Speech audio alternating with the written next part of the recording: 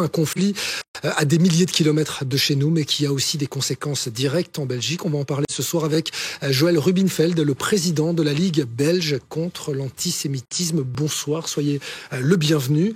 Bonsoir. Un tsunami d'antisémitisme a déferlé en Allemagne. Ce sont les mots aujourd'hui du commissaire du gouvernement allemand chargé de l'antisémitisme.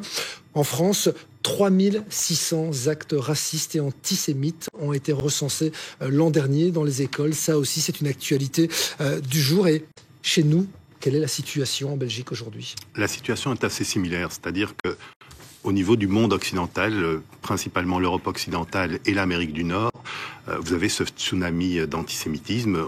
En Belgique, sur les 3 mois qui ont suivi donc le 7 octobre, les chiffres d'UNIA montrent qu'il y a une augmentation, une flambée d'antisémitisme, 1000% d'augmentation d'actes antisémites par rapport à la moyenne de 2022. On avait déjà une moyenne élevée. Donc effectivement, c'est une situation extrêmement préoccupante et qui hypothèque en fait l'avenir de cette petite composante juive de la société nationale belge, à savoir 30 000 Belges juifs. Est-ce que les actes antisémites ont changé avec le temps ? Est-ce qu'ils revêtent aujourd'hui une forme plus violente qu'avant les événements du 7 octobre ? L'antisémitisme a changé de nature depuis le 7 octobre. D'abord, c'est la répétition.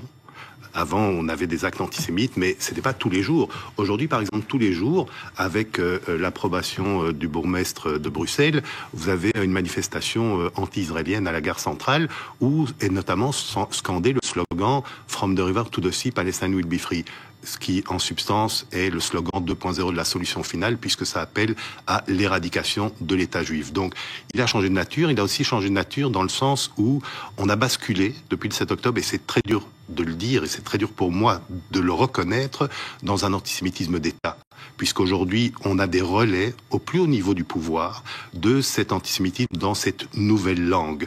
On le voit avec notre Premier ministre Alexander De Croo lorsqu'il va en Israël, il reçoit les félicitations du Hamas. On le voit avec les déclarations intempestives de la ministre Petra de Sutter ou la ministre Caroline Genet. Donc, si vous voulez, c'est quelque chose d'extrêmement inquiétant parce que le pouvoir exécutif est censé représenter, incarner une digue face à cet antisémitisme. Aujourd'hui, il devient la vague qui accompagne ce nouveau phénomène. Pour en revenir à la communauté juive, Joël Rubinfeld, est-ce qu'on peut dire qu'aujourd'hui, les Juifs de Belgique, peut-être le mot est fort, mais vous allez me confirmer ou pas s'il est réaliste, ils ont peur ? Oui, ils ont peur, et je veux dire, c'est quelque chose d'établi.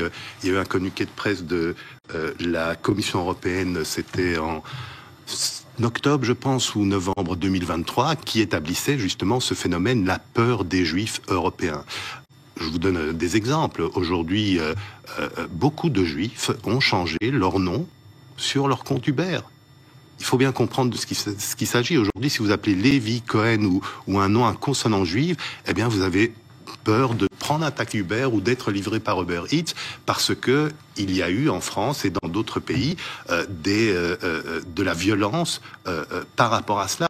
Donc aujourd'hui, on doit se cacher. Et c'est extrêmement inquiétant. Et je voudrais juste ajouter et ce sera vraiment le dernier mot. Oui, je voudrais juste ajouter une chose. C'est que plus globalement, c'est un nouveau totalitarisme auquel on fait face aujourd'hui. Comme on a eu au siècle passé le nazisme, le communisme, aujourd'hui, c'est ce nouveau totalitarisme qui a au menu les Juifs, les Belges juifs pour hors d'œuvre, vous, Monsieur Miraglia, et les téléspectateurs comme plat de résistance, et la corde d'idiot utile comme dessert. Donc il faut bien comprendre que si on ne réagit pas maintenant, la situation va devenir tout à fait incontrôlable. Merci Joël Rubinfeld d'être venu et d'être intervenu en direct dans ce RTL Info 19h.